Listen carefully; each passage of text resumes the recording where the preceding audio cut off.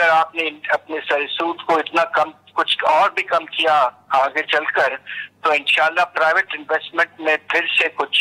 میرے خیال سے اضافہ ہونے لگے گا انشاءاللہ۔ دیکھیں اب ڈاکٹر صاحب یہ بجٹ ایسے وقت میں پیش ہو رہا ہے، آئی ایم ایف سے مذاکرات بھی ہو رہے ہیں اور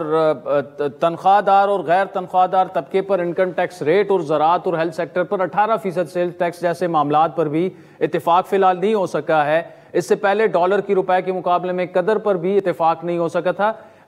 یہ معاملات کس طرف آپ جاتے دیکھ رہے ہیں؟ دیکھیے بات یہ ہے کہ پاکستان کو تو اپنے آئین کے تحت ہر سال بجٹ پیش کرنا ہے اور وہ ایک مقررہ وقت پہ پیش کرنا ہوتا ہے۔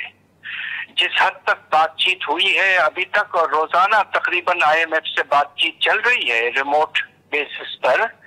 تو یقیناً کچھ حد تک انڈرسٹینڈنگ تو ہو چکی ہوگی اور اس کے بیسس پر انشاءاللہ پرسوں بجٹ پیش کر دیا جائے گا۔ ٹھیک، اچھا اس وقت جو ڈالر ورسز روپی کا ریٹ چل رہا ہے کیا یہ آپ کو نیچرل لگ رہا ہے؟